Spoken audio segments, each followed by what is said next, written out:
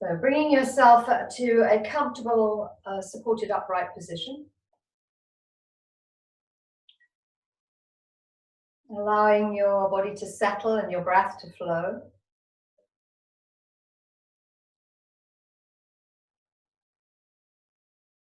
Noticing how you've placed yourself. Are you comfortable? Is this the right position for you to be in? Is your pelvis able to tilt slightly forward towards the front of your sit bones? And your chest to be comfortably open, shoulders relaxed, head sitting on top.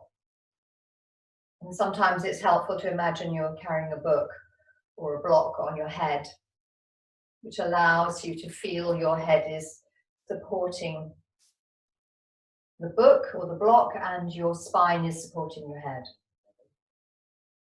And that takes some of the weight out of your neck muscles, which works so incredibly hard all the time to keep your head up. You might want to think of your throat, particularly the top of your throat, as drawing lightly back and up towards the ears, as if your upper throat was smiling, taking your hyoid back a little bit. It's reducing the number of chins we have. And that extends up through the base of the skull, bringing the occipitals directly behind, or more directly behind the eyes. They'll be slightly lower than the eyes, but around there.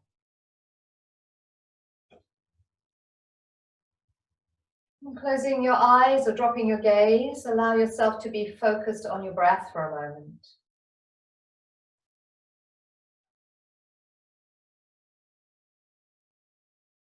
What you notice about your breath.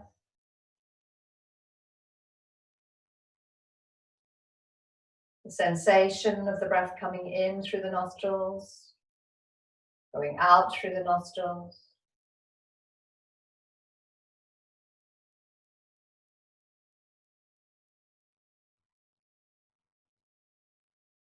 Perhaps noticing the quality of your breath. Is there a smoothness, slightly jaggedy, one part longer than the other, breathing in or breathing out?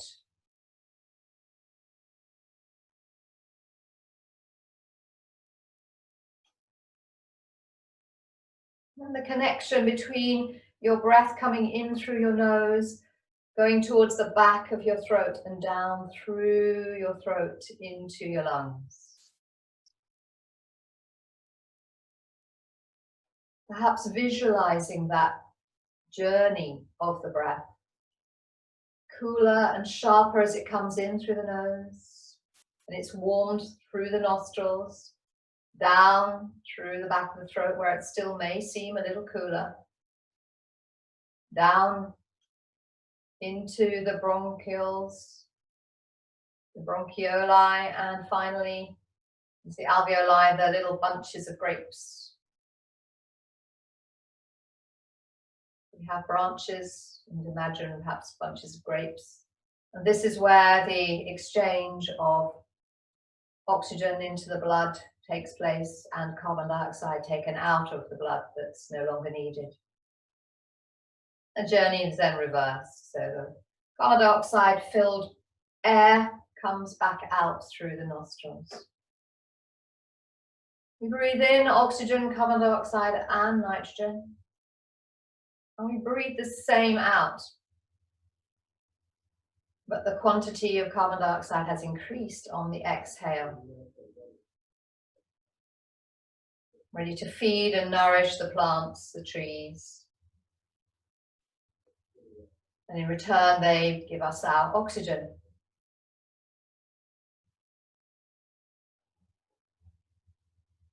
Open your lungs. Imagine allowing all those little bunches of grapes to inflate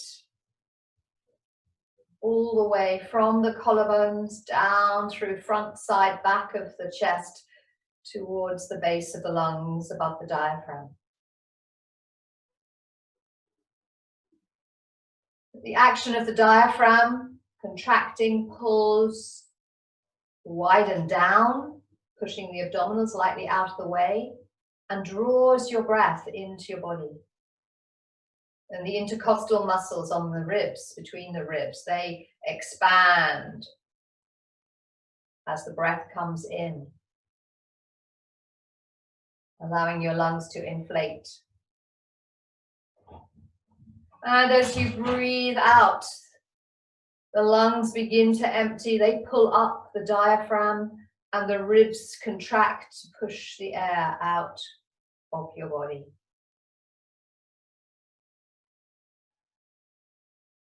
So the muscles can open the ribs and they can close the ribs.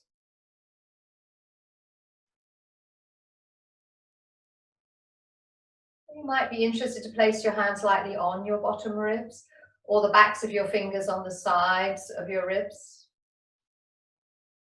And for a moment, as you breathe, experience that expansion of the ribs on the inhale and the contraction on the exhale. Inviting the movement to be smooth and rhythmic. A real sense of fill, fill, fill, fill, fill. And then changing direction to empty, empty, empty, empty, empty. None of this is done with any force, any desire to increase, but simply allowing the breath to be comfortably full where it is.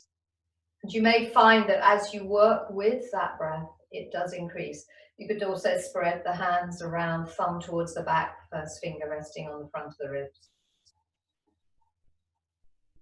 Encouraging that movement at the bottom of the lungs.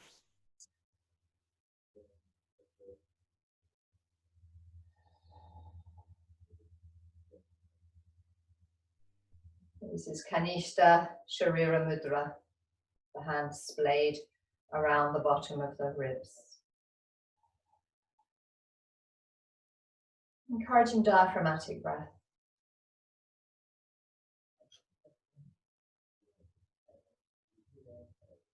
And releasing the hands, letting the shoulders relax.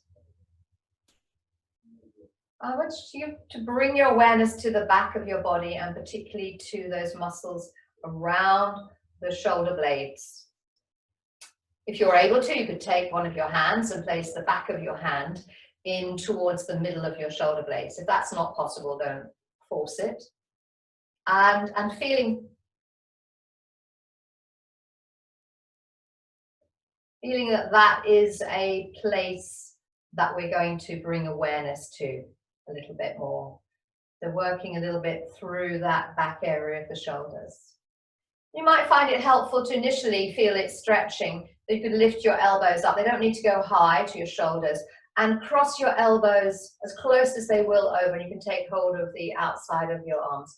And maybe walk your fingers, if they will, being a little tighter. And dropping the elbows down a bit. Can you feel a stretch in that area? You can tuck your chin too if you wish. You feel that opening and stretching towards the bottom of your shoulder blades. Maybe a little higher into the upper back. How do you find that area? Maybe lifting your elbows. Everybody's different, so whatever works for you. And then it's softly releasing. You may want to cross your arms the other way to experience it. Notice if that's different. I find I allow it to move slightly higher up between my shoulder blades by tucking my chin in and stretching through the connective tissue at the back of the neck and head. We can release that stretch of the back, noticing how the body feels.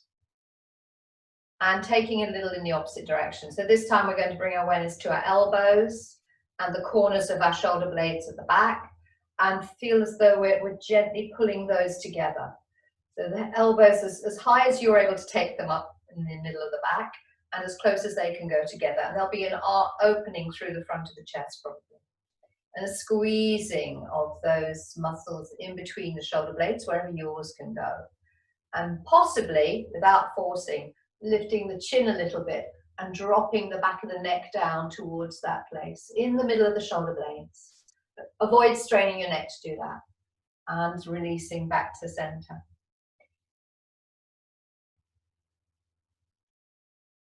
Has that brought awareness to that middle area of your back?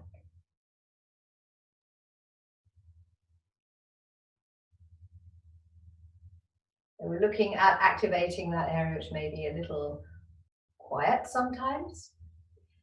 People have different ranges of movement in their thoracic spine. Some move very little in a back bend, a little bit more in a forward bend, and vice versa. So what was that like for you? So you're aware of those sensations that you have created, have found so far. Let's release our legs, stretch them out if we were cross-legged, or come to sit on the bottom if you are kneeling. And you might want to work your ankles a little, circling your feet, or pushing the pedals with your feet forwards and backwards.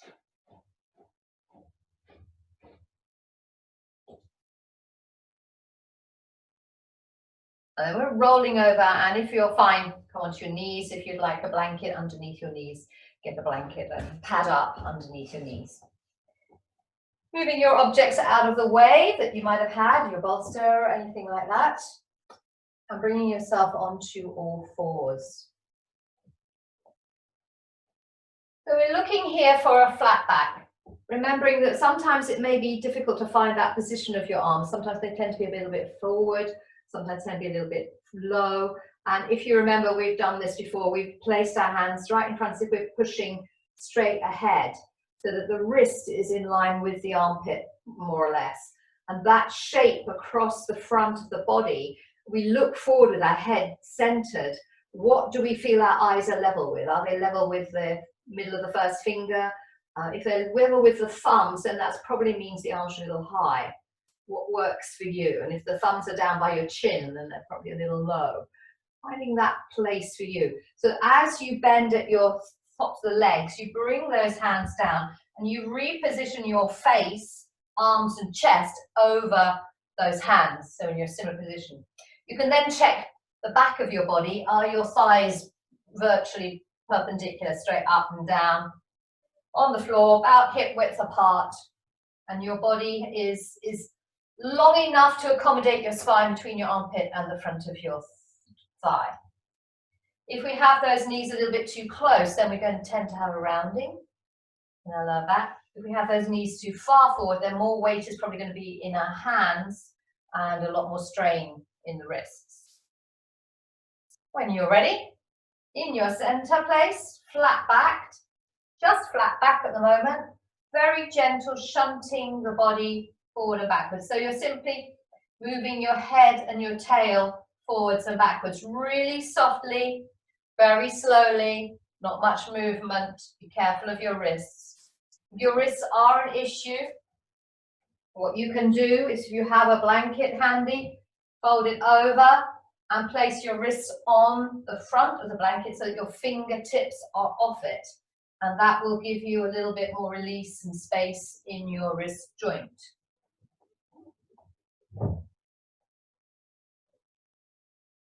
So checking through what that feels like, a gentle rocking movement. If you're able to now, we're going to take that rocking, we're going to rock back a little further. So we get a slight rounding of the back. Come back forward on top of the wrist and back a little further. Forward on top of the wrists.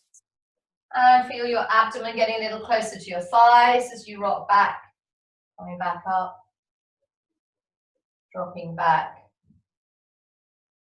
Until you may find your buttocks to your heels. If that's uncomfortable for your knees, then instead you can drop your elbows to the floor and come into your breaking position. If you're happy in a child pose, draw your elbows back towards your knees, either making fists of your hands, flat hands, no hands. If your knees don't want to do that, up with the bottom, down with the forehead. And that can be anywhere that feels right for your knees.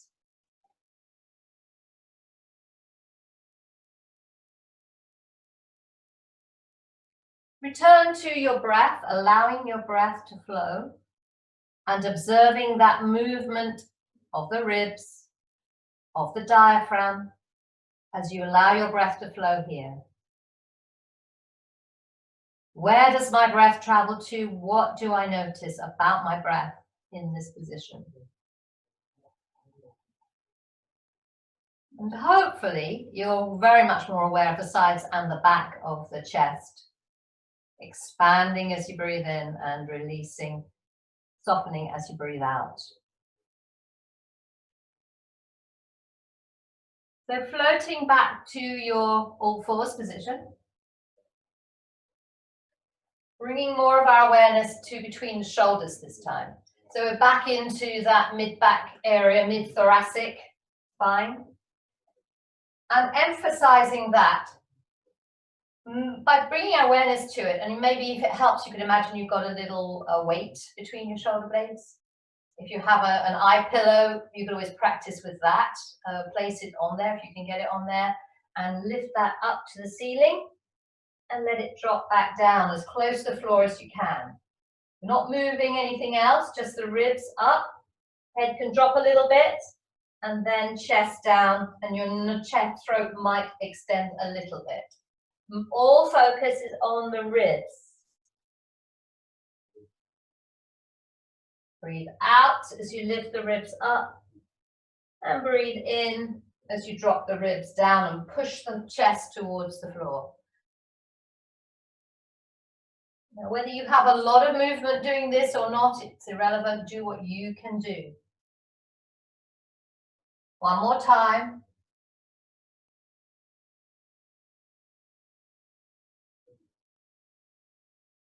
Then traveling back to your child's pose or your breaking pose.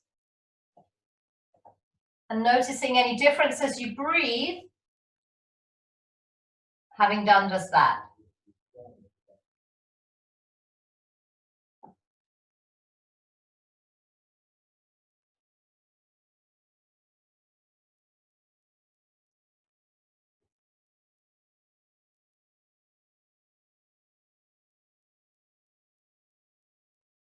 Moving back once more onto the all fours position.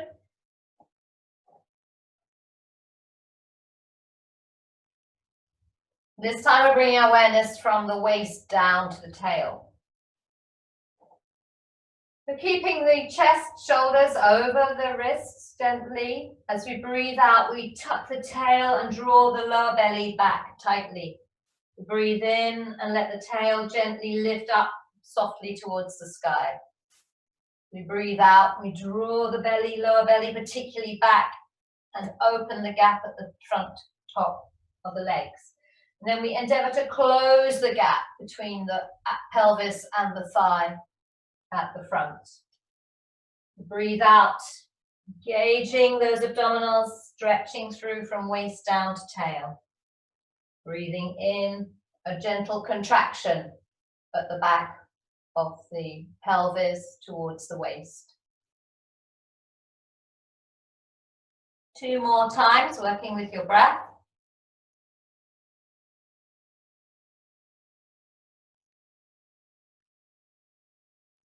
There's 2 more.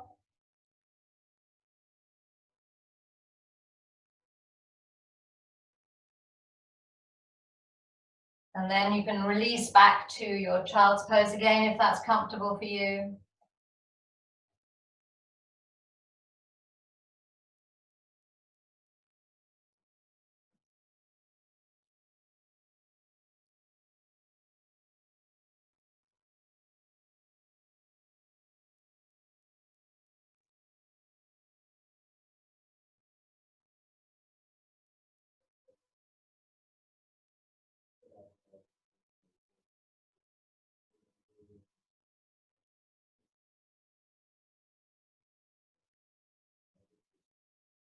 Moving to the all fours position, we're taking ourselves into our down face dog now. If the down face dog is less accessible to you today, work at it appropriately, and if you wish to, you can return to your cat-cow once more, or take yourself into tiger when you're stretching your leg away and folding and working with that instead. Tucking our toes under behind us, really feeling that we've got the weight into those feet, so you want to push back a little bit onto your feet. You could even drop your buttocks if your knees are okay back and feel that squish squash onto your toes. And that may encourage you to bring your hands slightly closer, maybe not. And we push the heels away to lift the knees off the floor a little bit. Travel the buttocks, abdomen backwards, and then lift the buttocks. Don't worry about straightening your legs. Draw the body away from the wrists and hands on the floor. Push with the hands and push back to your legs. If you're very much too close, you can always walk your feet back a little bit. Keep high on your toes at the moment and move your length through the side of your body up to your pelvis. And then walking one heel towards the floor, bend the other knee slightly and alternate those, pressing your heel down to the floor, then lifting it off and alternating those legs. Starting to wake those calves up, stretch them. Feel release and relax through the shoulders, working through the whole of the side of the body and the hands and moving the weight into those legs. So you've got a closed action at the top of those legs and our weight is moving backwards. And then both heels towards the floor, chest back away. So the abdomen is coming close to the thighs. Breathe there for 2 breaths.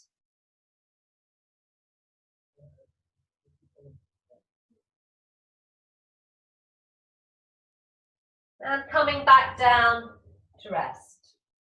So you can rest in child pose or you can kneel up, whichever feels right for you. If you need to release your wrists a little bit, give them a wriggle or bring those hands together, wrists together and move in circles.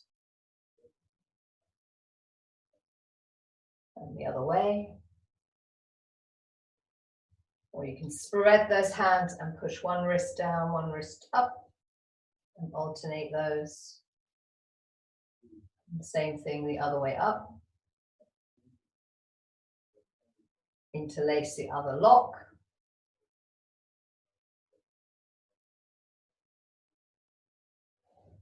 And then turning them up.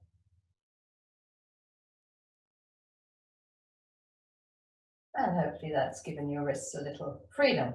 Another way of doing it, once you come out of down dog or cat, is to put the backs of your hands on the floor and move your upper arm, forearm back towards the fingertips.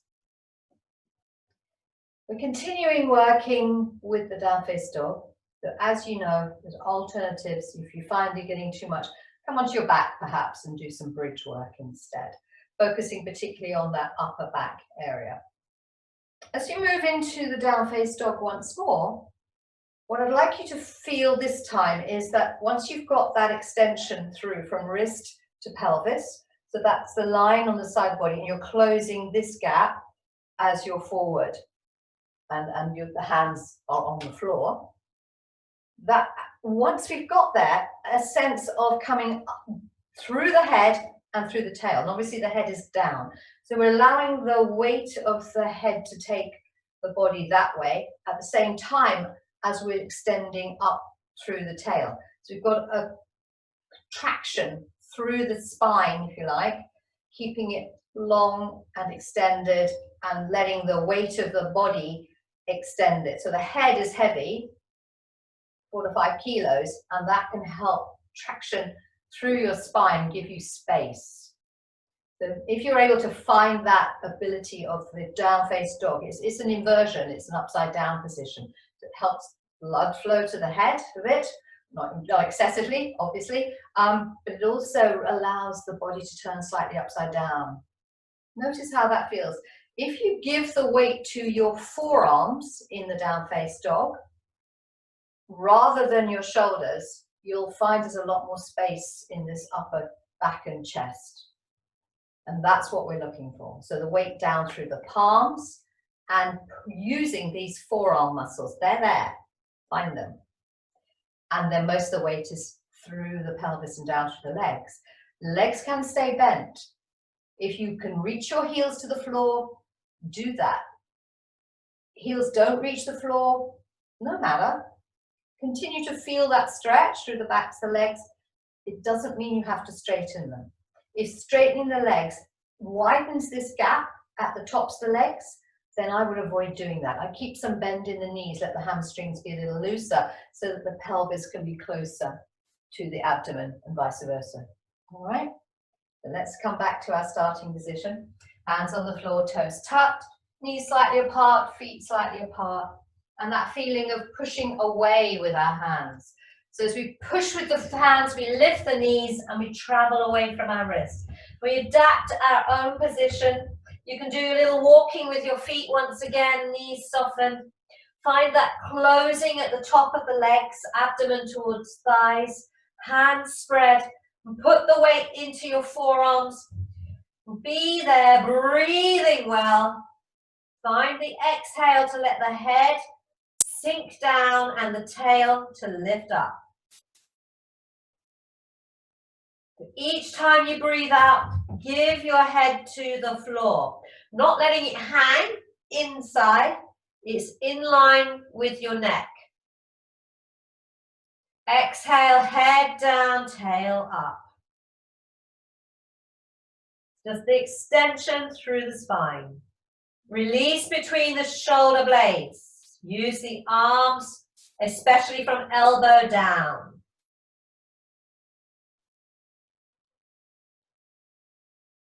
Draw the bottom ribs in towards the navel.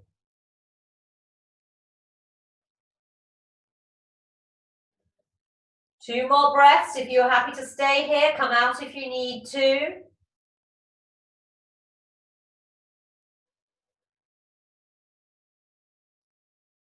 Feel the feet, heels dropping perhaps a little more. And then carefully coming back out, resting in your child's pose or kneeling back.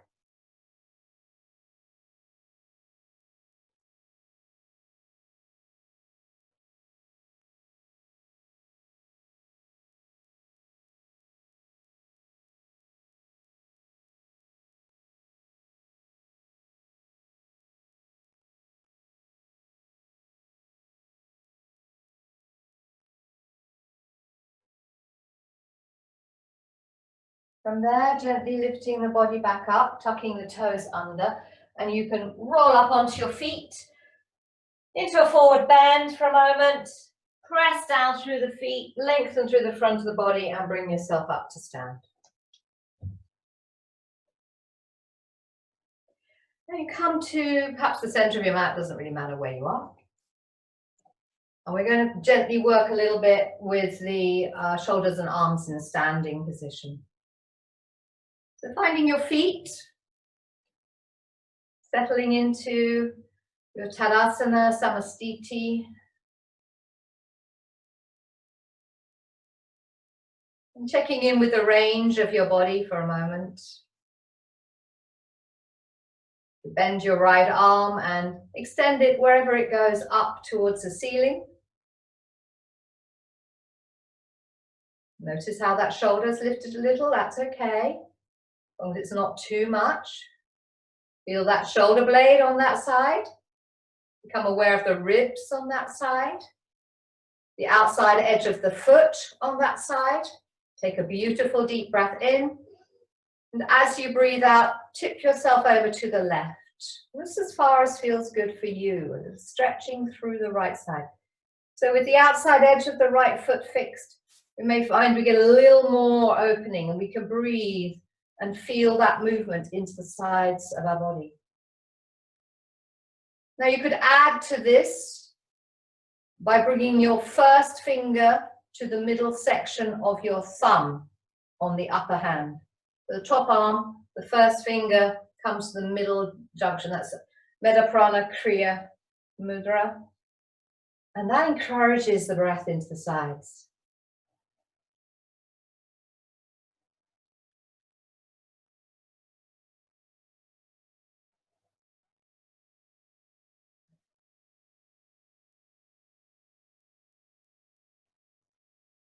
Then when you're ready, breathing in, coming back to center and releasing the arm down. So once you've got into position, you can repeat that on the other side. The first fingertip goes to the middle of the thumb. So they've got the tip of the thumb, the middle of the thumb, the bottom of the thumb, and you're probably familiar with Metta Prana Kriya Mudra, one of the meditation mudras. Encourages the breath into the middle. On the other side, bending the elbow and inviting the left arm up alongside the body, wherever it goes to. If that's too extended, of course, you can hold the top of your head or top of the shoulder. Breathing in, find the outside edge of the left foot. And as you breathe out, bring yourself over comfortably. Find your breath. Find your center, keeping you steady. Opening through front, side, back of the sides of the body. And then you might want to bring your first finger to the middle of your thumb, extend the other 3 fingers away, and breathe. Allow that breath to flow. Head could loll if you wish. Inflating perhaps an imaginary balloon between your armpit and your waist.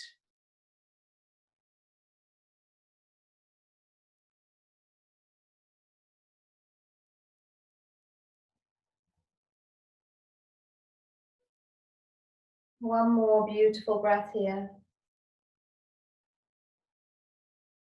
And then lifting the arm as you breathe in and releasing as you breathe out. Back to your center. Checking in that the knees are avoiding locking. And swinging the arms gently forwards and backwards. Not too big, and be careful where you are. You're not going to crash into anything. And we're going to swing up and bend the elbows. Swing straight, bend, straight, bend, straight, bend, straight.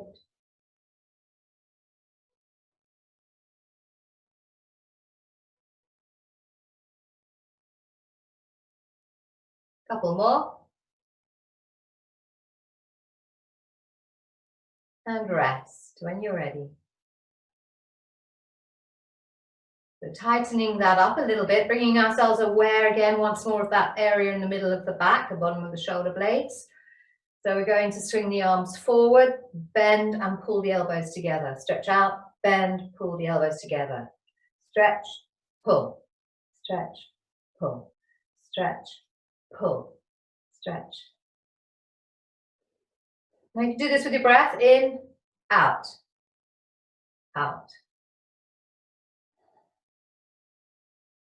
Really feeling that chest slightly stretching at the front and contracting at the back. Couple more.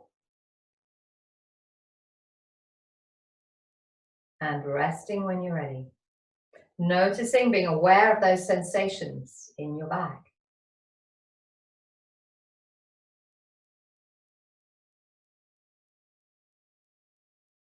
In our yoga practice, we have a tendency to quite a lot of pushing. You think of cat, down-faced dog, plank, any of those sort of things. We're doing quite a lot of pushing, and even upward arm movements are more about pushing than pulling. So we're going to have a little play with some pulling this time, thinking about the opposite action that we're doing. Now this is a bit of pulling the elbows back, and this time we're going to sort of imagine we're pulling a rope. So pull the rope in. Put a bit of effort into those arms, use your fists, hand over hand, and pull the rope in. Imagine you've got a boat attached to the rope, and you pull, pull, pull, pull, pull, pull, pull. Notice the action in your arms and your shoulders and your back, because obviously we know our arms muscles start in our back. And resting.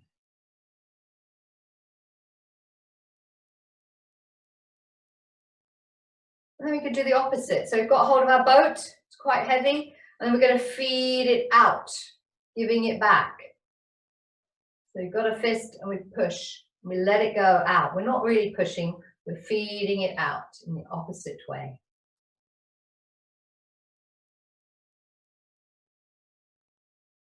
Find your breath and release.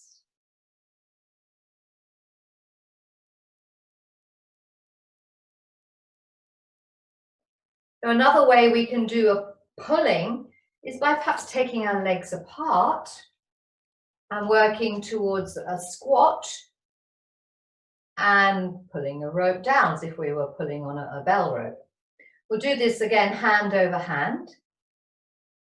And we can bend our knees, send our toes, knees out over our toes comfortably as if we're sitting down. You don't have to go very low. It doesn't need to be a low squat. And then pulling down on that rope, really using your arms. Pull, pull, pull, pull. Sit a little lower into your heels. Pull, pull, pull. Engage those abdominals. In the middle of the body is needed to sustain us. Of course, it's connected to the muscles around the center of the body and the arms attached to the back of the body. And breathe, breathe. Pull, pull, pull, pull. And then releasing and coming back.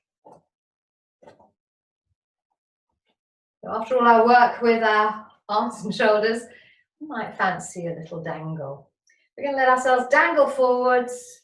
A little shaking out, it's up to what you want. If your hands reach the floor, perhaps taking hold of your elbows, and that allows a bit more release through perhaps the upper body in the back as your arms are sort of over your head.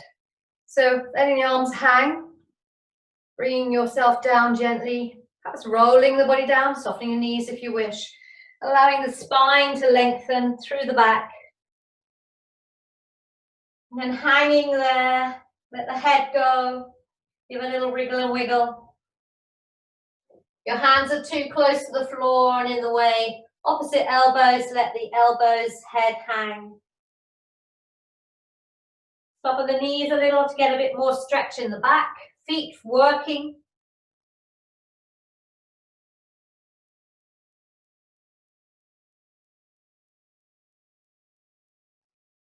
As you breathe out, you may find your body sinks a little further, surrenders a little more.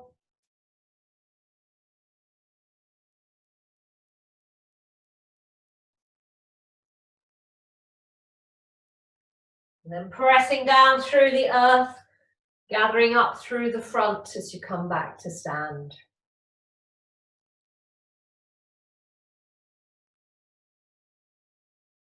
Noticing how you feel, what's going on.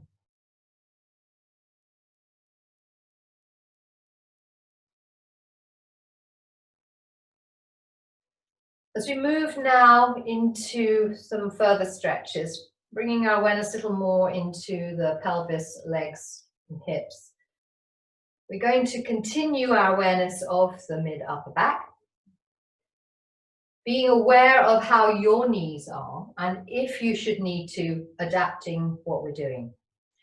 We're walking from standing in a forward bend into a down face dog. So obviously you may let go of your knees as you do that, lift your heels off as you do that, refinding that stretch, that extension in your down face dog. And for those who find it possible, if you find it possible, we're going to allow one leg to come forward and move towards pigeon and sleeping swan. If that is not on offer for your knees, then I would suggest that you come down, roll over gently when you're ready onto your back, and you can do the figure 4 pose, crossing your ankle over or crossing your legs over, knees onto the chest, using straps as you require. Avoid straining your knees, aiming to do the pigeon or sleeping swan in any form if that will tweak your knees. So being very careful and deciding which posture is appropriate for you. Probably all of us can take ourselves into the down face dog first, so we can do that. And then after that, we'll move around and you can change and come onto your back if you need to. So moving towards the back of your mat, ready to walk forwards. Again, you might like to fold yourself down. Bend your knees as you need to find the floor. Keep those heels down for as long as you can as you walk your hands forward. Feel the stretch in the backs of the legs, and then bending your knees, move your pelvis back or your hands forward and find your down face dog. Relax between your shoulders, use the floor, use your hands, use your forearms. And as you breathe out, extending through head and tail.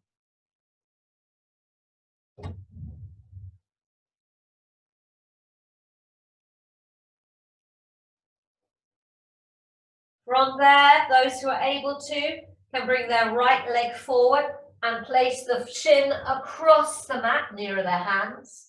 If that's not possible, come down onto the floor carefully and come onto your back. Sliding, if you're on towards pigeon, your left leg further back. And you may want to walk your hands back a little bit. So those who are moving into their figure 4 pose, lying on the back, please do that.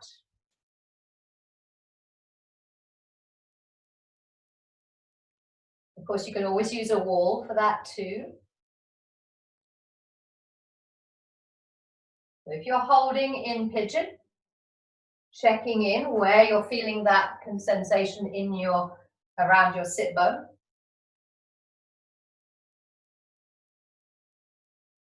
I'll show you what you might be doing if you weren't holding that. You're lying on your back perhaps, bringing your right ankle across your left thigh, lifting your left leg off the floor and either using your hands or a belt around the back of your left leg. Again, feeling that stretch through into the sit bone area of your right. And sometimes we need to move the legs slightly to find that appropriate stretch. In some instances, you also need something underneath the back of your head. So use what you need in the way of props, so that the chins aren't left lifting up and straining the throat. All right, so that's what you're doing. And you could be doing this with a wall. So with the wall, put your foot on it and bring your leg up, and that holds your leg and you don't need to use your hands then. That's another alternative way of supporting the figure 4 pose. Those of you in your pigeon might like to float down now onto your elbows or lying on top of your shin into sleeping swan. So that may have changed the sensation in your rump area. And feel your breath is flowing.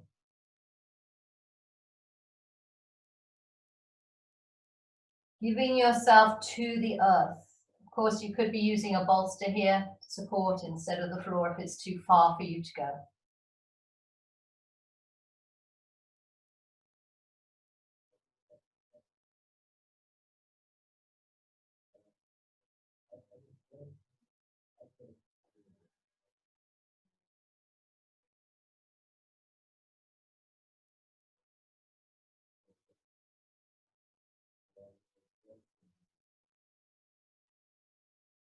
Checking in if that sensation is still where you wish it to be, possibly tilting the pelvis to the right or the left to re-find that particular stretch that is right for you at this moment. And it's an appropriate stretch. Yes, in a yin way, we're working towards the edge, avoiding going over it.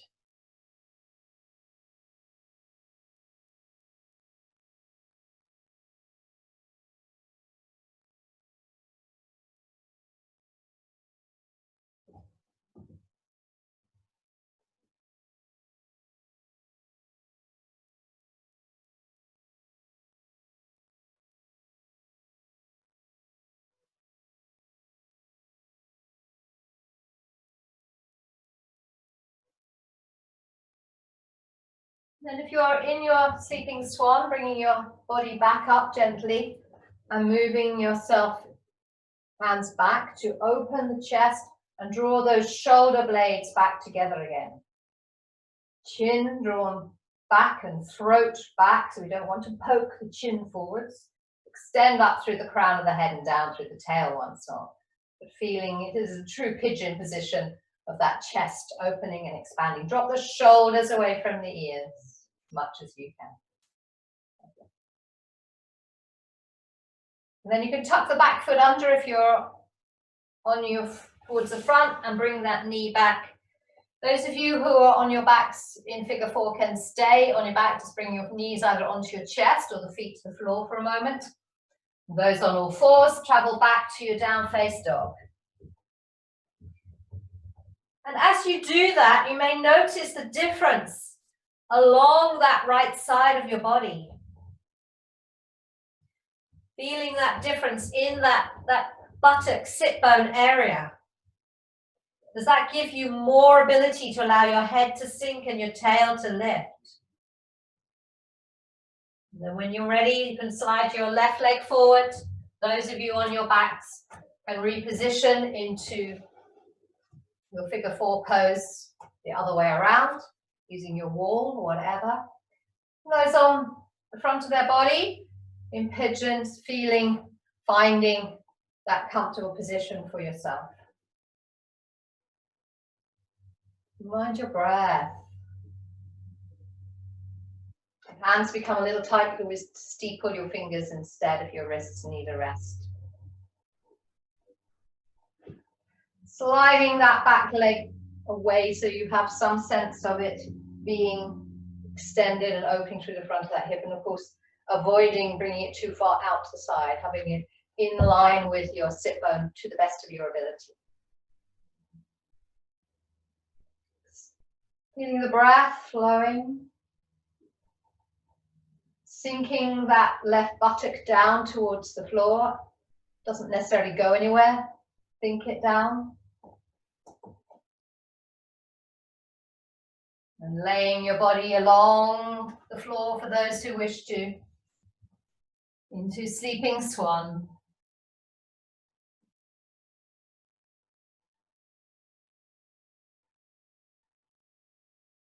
Allowing your breath to flow and enjoying all those sensations of moving towards a deeper stretch and more space.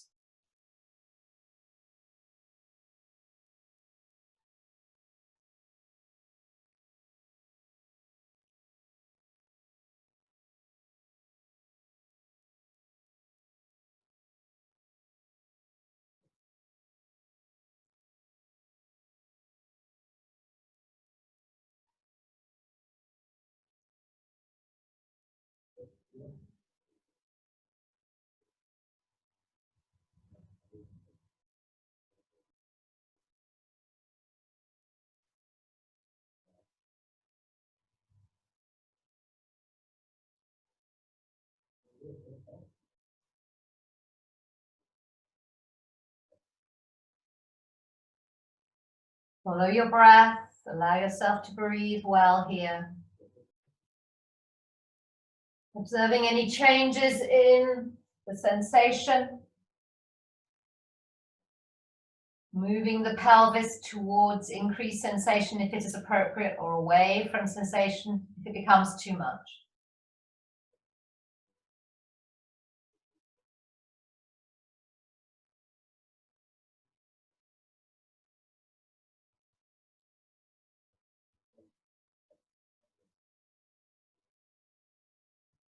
As you breathe out, allow the sensation to be and send your mind into release.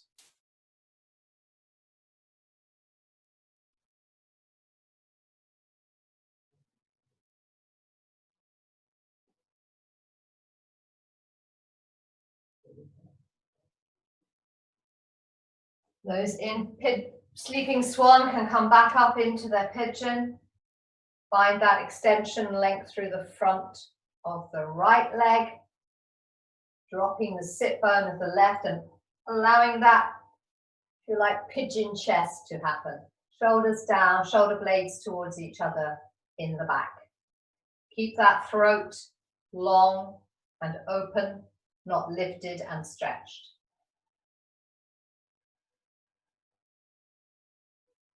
Deep breaths. If you're lying on your back in figure 4 pose, keep breathing. And those from pigeon come back to down face dog if that's safe for you. Those on their backs can release, either stretch out or hug the knees in. So tucking the back toe under, lifting yourself back into your down face dog. And once more, for those who are in the down face dog, appreciating the difference, appreciating the ability now perhaps to allow the weight to go into your forearms and hands and your head to sink and your buttocks to lift, a sense of more freedom in the pelvis. Possibly even a release through the heels towards the floor without the body moving forwards.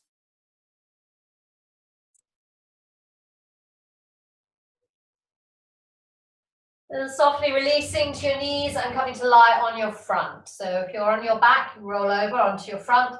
If you're coming down from dog, come to lie head on hands or head to one side.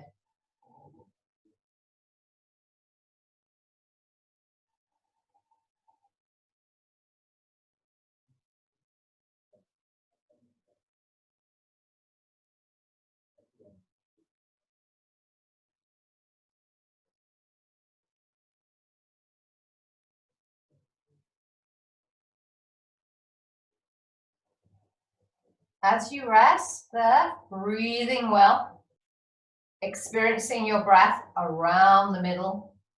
The diaphragm is moving. You may feel that expansion in the midriff, at the back of the waist. And as you breathe out, a gentle sinking down of the lower back towards the floor as the abdominals come back up towards the body.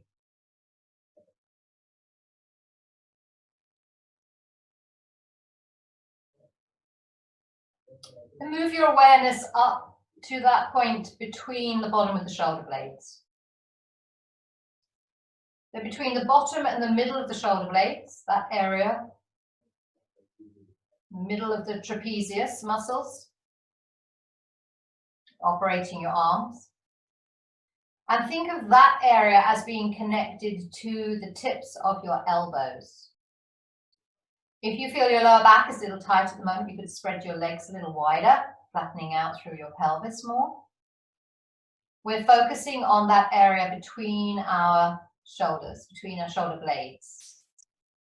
And that's our point of connection, where we wish to experience the sensation. This is the muscle group that we're working with. So the effort starts at that point between at the bottom of your shoulder blades in that middle area.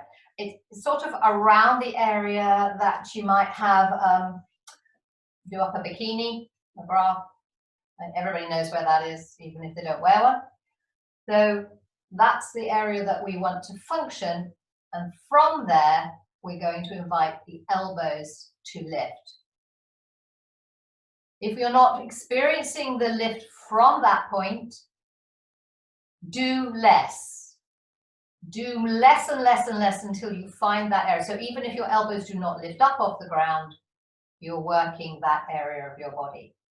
So I'll show you what we're going to do. So if you want to prop yourself up to see, you can do. I would suggest that you either place hands one on top of the other or even wrists on top of each other to lift your head a little more. It depends upon the shape of your face and your nose. You want to have the top towards the top of your forehead resting on that prop. So it might be on the wrists, it might be on the hands. The back of the neck is extended. We aren't lifting the chin. So be aware of the position of your head. And it roughly brings your elbows into a straight line across the mat. The elbows are out to the side. And then as you lift the elbows, that's all that's going to happen. And it happens between the shoulders. The head stays down. And it's simply a matter of lifting those elbows off the floor. So this is what it's going to look like, roughly.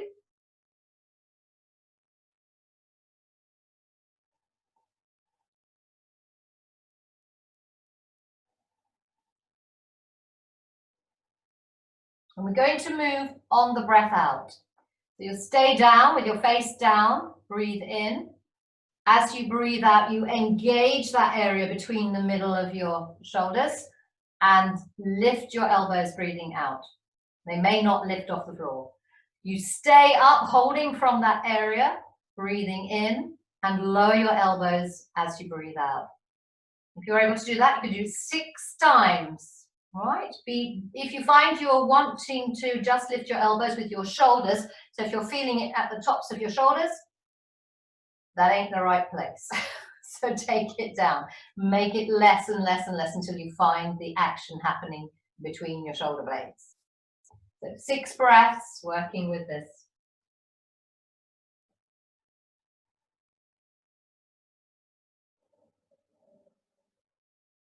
Move on your exhale. Hold up as you breathe in. Lower down as you breathe out.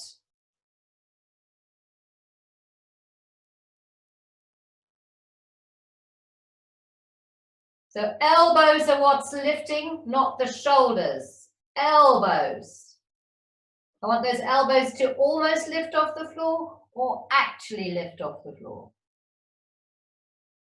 The tip of the elbows. Tip of the elbows is joined to the shoulder blade. It doesn't come from the top of the shoulder. It comes from between your shoulder blades. The muscles of the middle of your back are connected to your upper arm. Use them.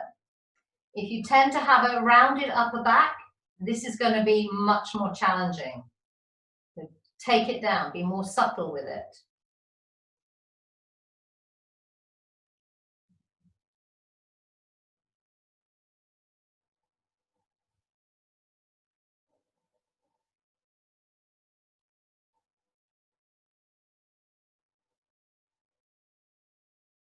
When you've completed your 6, rest.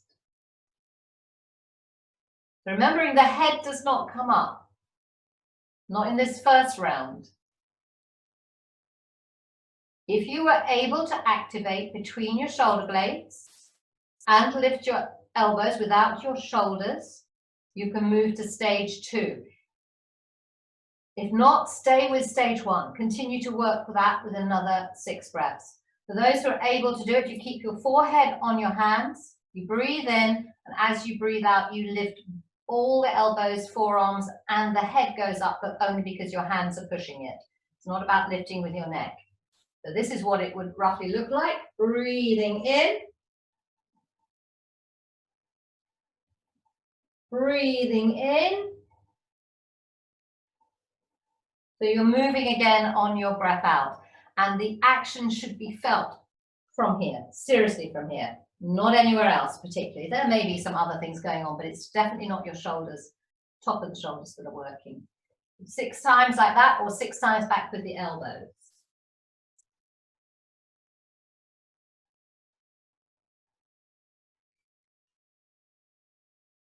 You may find it helpful to imagine that there's a string, elastic, tied to the tip of your elbows down to that point between your shoulder blades, and you engage the shoulder blades first like a bow and pull and then lift as you breathe out. You may find that's how you can activate it.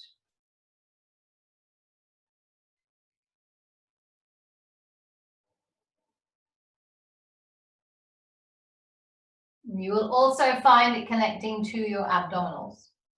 They will need to ground you in order for the upper body to lift.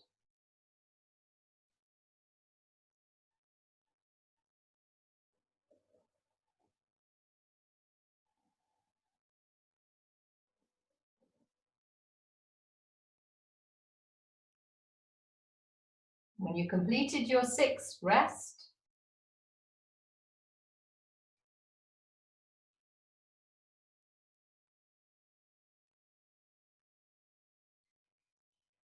And draw yourself up onto your elbows into a sphinx. Feel the shoulder blades dropping back down.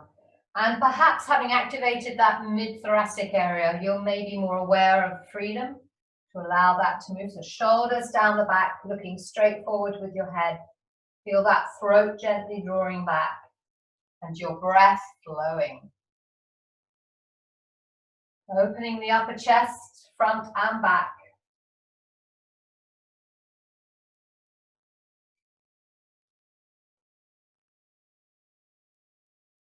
And then walking the elbows forward a bit and propping the cheeks in the hands, dropping the ribs down a little.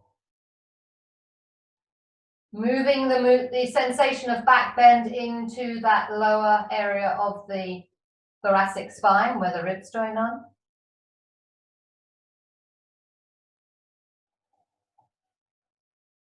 Few breaths here.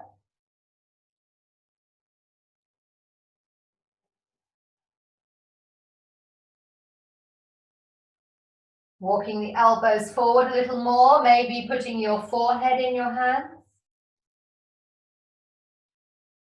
A few more ribs down on the floor and working between the shoulder blades to drop that towards the floor and the shoulders dropping away from your ears.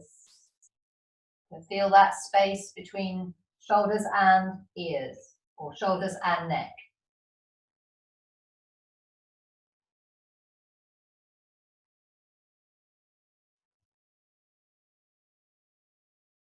Again, this is a very useful practice for those who have a rounded upper back to help free up those vertebrae and encourage them to be a little flatter instead of constantly rounded. You're taking them towards their backward range.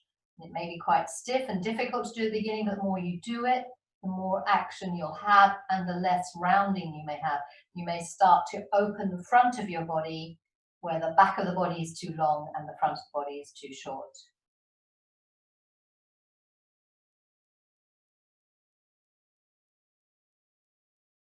And when releasing all the way down once more to rest, either arms alongside the body, head turned, or head resting on arms.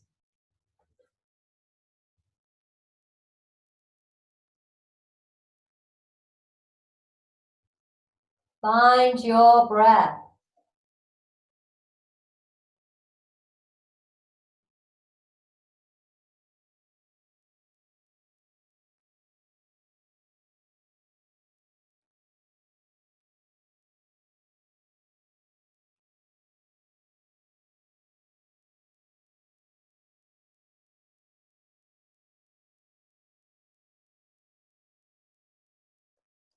When you're ready, you can press your forearms alongside the body, push down through those forearms and wrists, lift the buttocks up and walk your elbows back towards your knees into a child pose, or roll over onto your back and hug your knees into your body.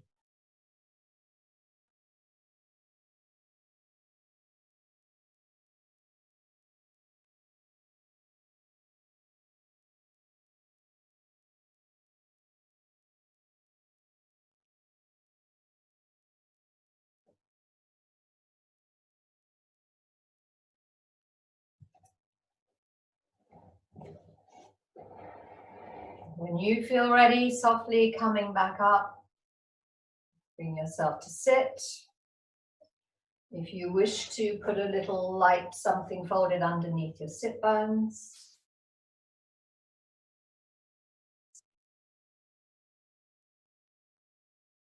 Take a few breaths, your legs either straight or nearly straight. They don't have to be completely straight, then you slight bend in your knees.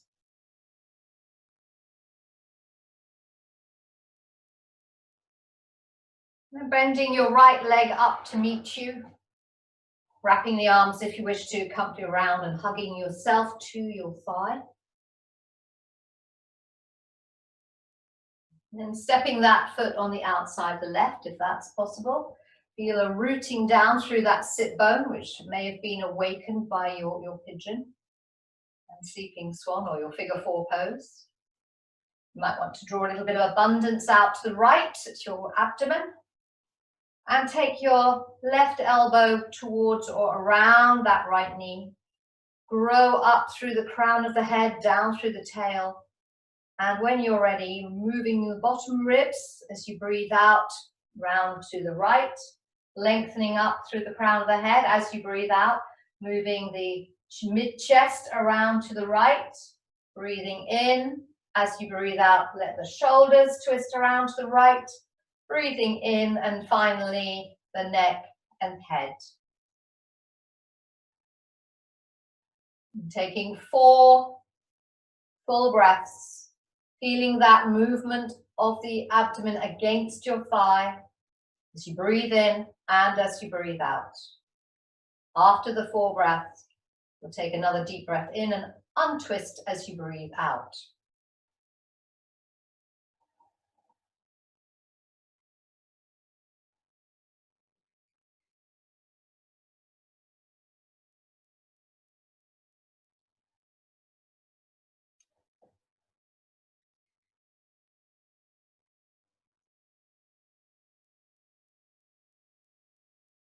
When you're ready, after your 4th breath, And you releasing, let go of that leg once more, back to your center. Observing changes on the two sides, and then lifting that other leg in and hugging it to you as much as is right for you, sitting against the thigh. So that's our endeavor, is to sit on the front of the sit bones and stay as upright as we can. Crossing that leg over, moving any abdominal excess out the way and wrapping the arm around. Sitting tall, deep breath in. Bottom ribs as you breathe out, stay, breathe in. Mid-chest, breathe out, stay, breathe in. Upper chest, breathe out, stay, breathe in. Neck, head. 4 breaths once you're there.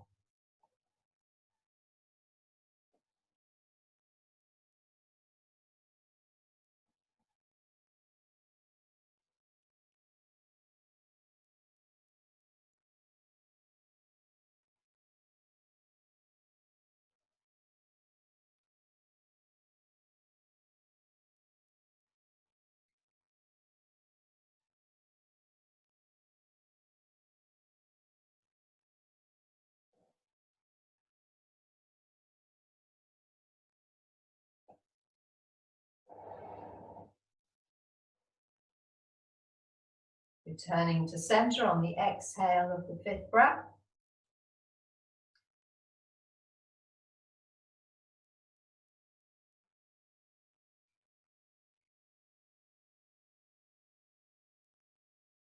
So our next practice to finish is going to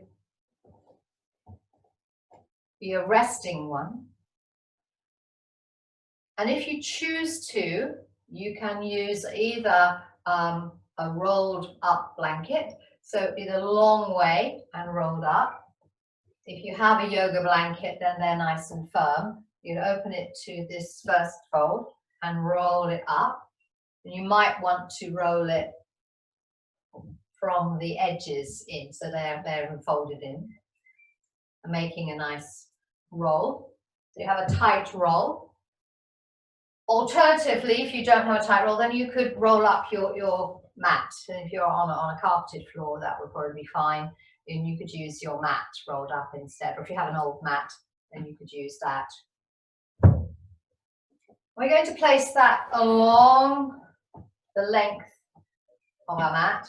And you may, depending on the shape of your neck and your head, want a cushion or another blanket or something folded up to potentially place under your head. As we lie down, I'm going to suggest that we adopt a mudra for energy flowing around the whole body. Vyana Vayu is the energy, the prana that flows to the extremities and all around.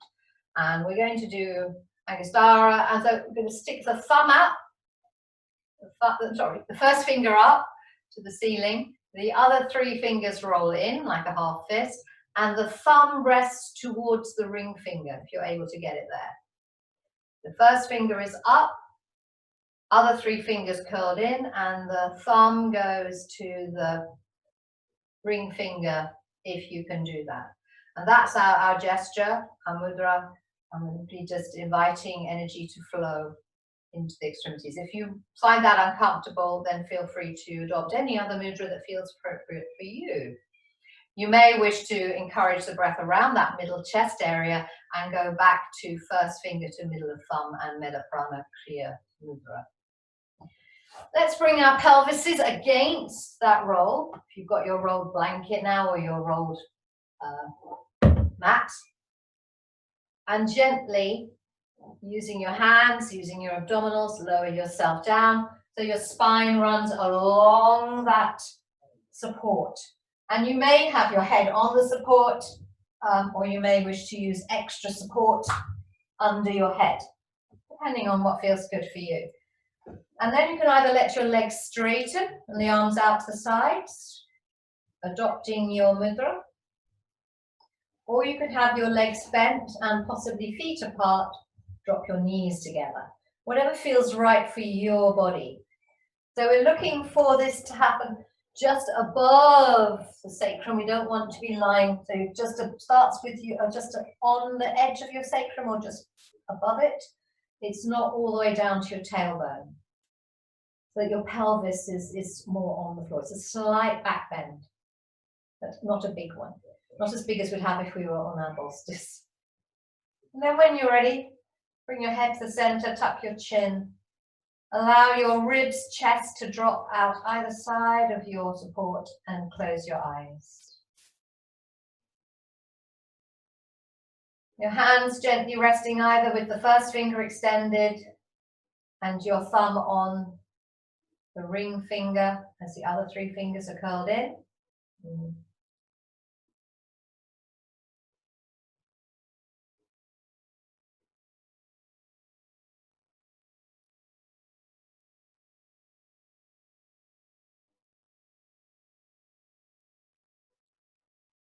Noticing your breath flowing.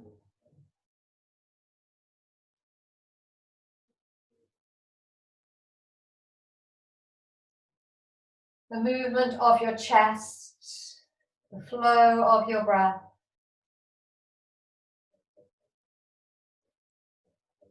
The sinking and releasing of your body, supported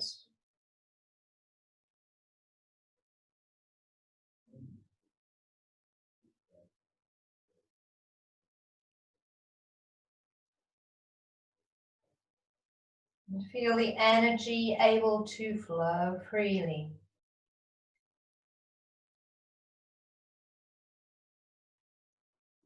Soften around your jaw, perhaps have your teeth slightly spaced and your lips lightly touching. Your brow clear, your face soft. Breath flows.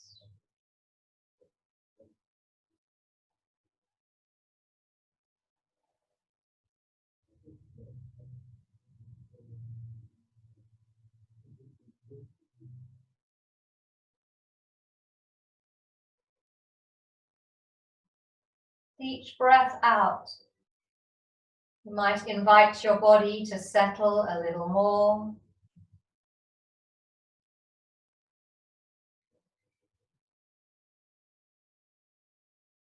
A sense of surrender along the spine, out to either side.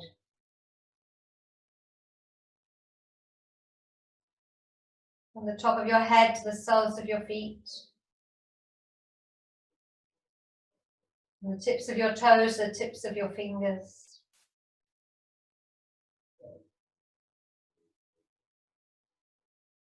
Allowing prana, energy, vitality to flow.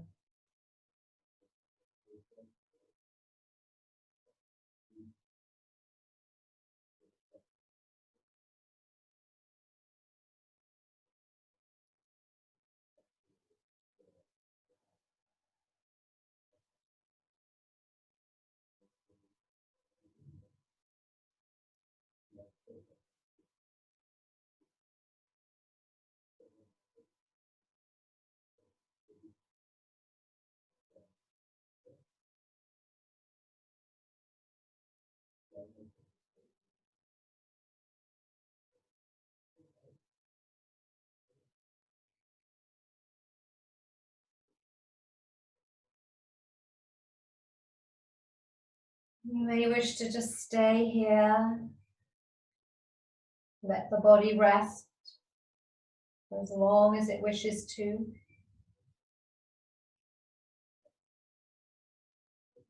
Or you may choose to release your mudra. Roll over gently to one side. Remove the support from behind you. And come back to rest for a moment in Shavasana, observing the difference. Stay where you are if that's what you wish to do.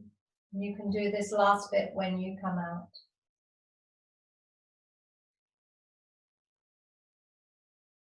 Bring your awareness to that point between your shoulder blades and notice any changes in sensation.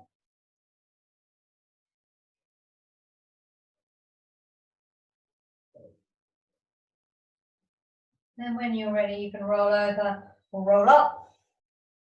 Bring yourself to sit or kneel. Feel free to stay in that resting pose if you choose to.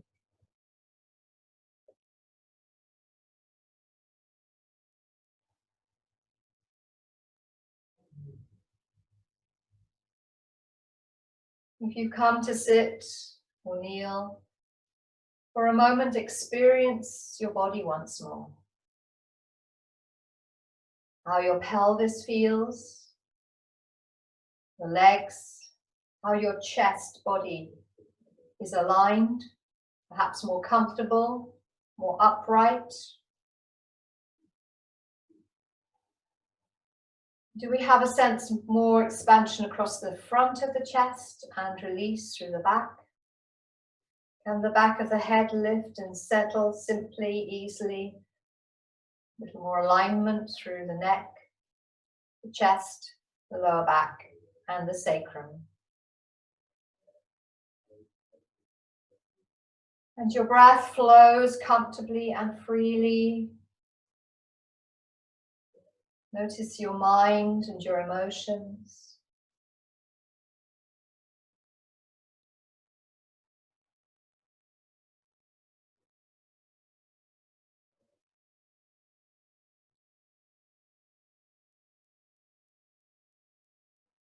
Drawing the palms of the hands to the heart.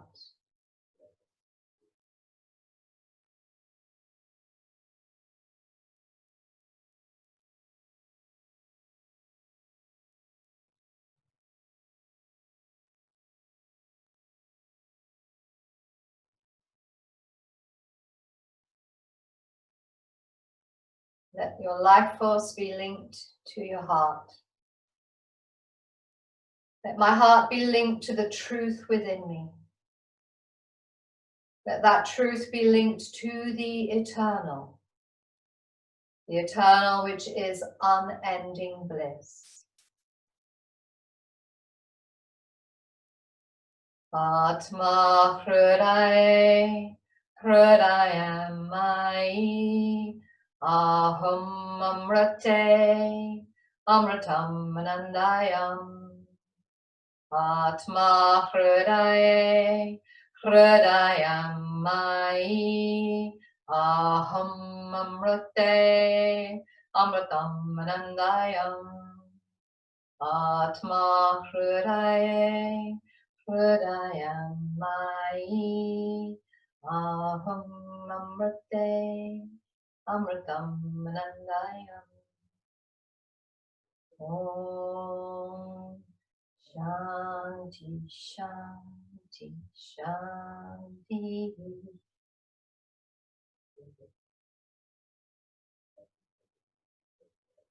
Hariam Tat Sat. Namaste.